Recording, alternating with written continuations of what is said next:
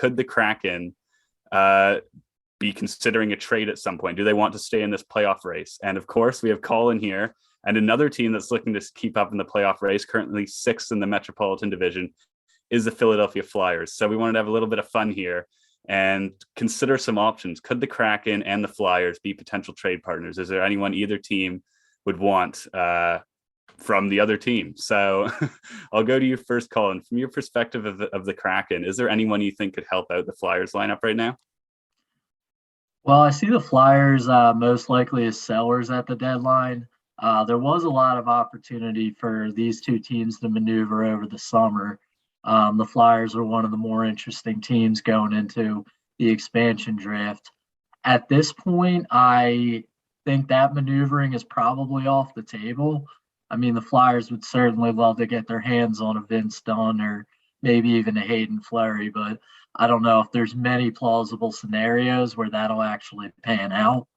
Over the summer, I would have told you that Jamie Alexiak or maybe Adam Larson would be very good fits with the Flyers. They were looking for veterans. They were looking for physical players. But that's almost out the window right now because of how the Flyers started.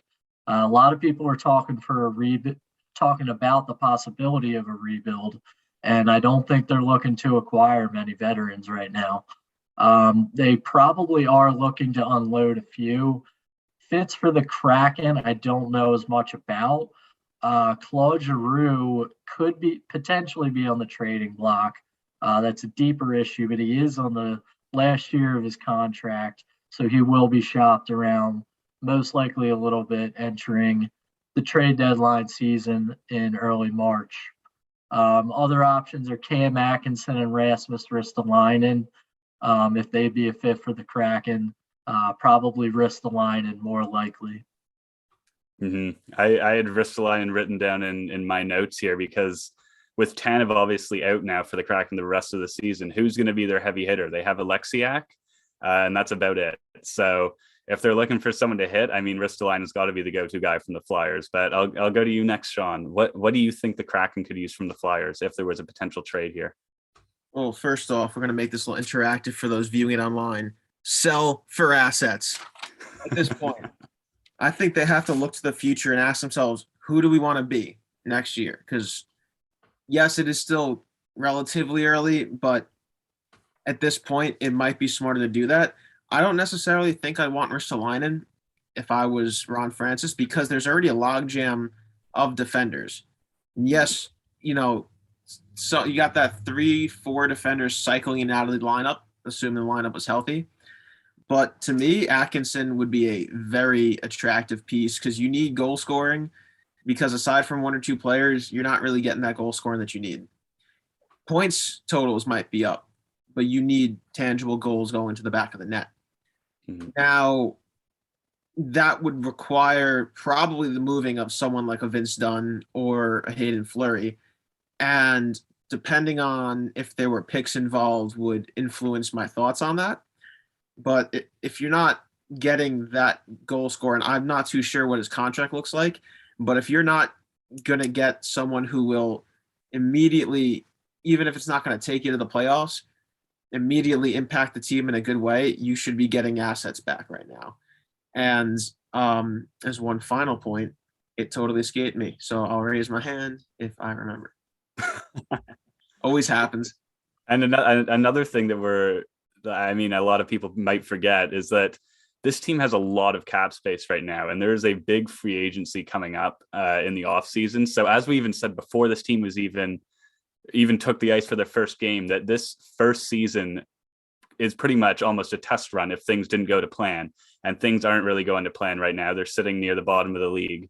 So is there really need to panic, or can the Kraken really pull this off? And like you mentioned, maybe trade off some of these one-year deals at the trade deadline for assets and, go big in free agency. We'll see what happens there. Yeah. And I just remembered really quick, part of the thing you talked about with Ristolainen was hitting. And yes, you're going to lose that with Tanev, but still, if only one or two guys are hitting, you don't really need to add another one guy because you're not getting anything from the team as a whole.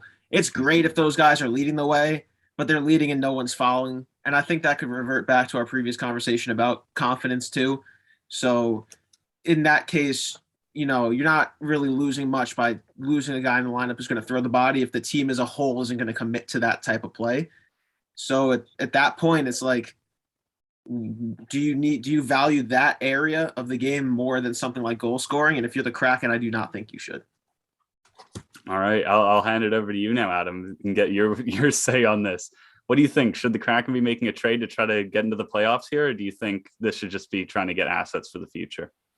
Well, I do think that if they are going to make trades, that they should go with the younger players. But speaking specifically with the Philadelphia Flyers, the Flyers power play has not been very good this year. They've had injuries, so that does have a part of it. But a guy like Kelly Yarncroke could really make a difference for the Flyers. He's a UFA at the end of the year. So if you bring him in, before the trade deadline, you have a little bit of runway to see if he's going to work in that organization or not before you decide if you're going to sign him or not. And one guy that I would love to see come back to Seattle is Morgan Frost. He was incredible for Team Canada in 2018, 2019, or the 2019 World Juniors. He was great for the Sault Ste. Marie Greyhounds back in the OHL. This is a guy who put up over 100 points in his final year of junior. For whatever reason, Morgan Frost hasn't been given that opportunity with the Flyers organization. He's averaged less than 14 minutes a game every season for the last 3 seasons. He's only played about 30 games in total. So if there was a way to, maybe send Carly Yarncroke over to the Flyers and Morgan Frost somehow comes back to the Seattle Kraken, I feel like that would be good because it would give both players an opportunity to kind of, restart in new organizations. Both players are kind of struggling. And it just seems like Morgan Frost isn't getting that opportunity in Philadelphia, regardless of injuries. I know he was on COVID protocol and just got off of it, but that's a guy that I have liked since junior, and I would love to see him on the West Coast and basically out of Philadelphia.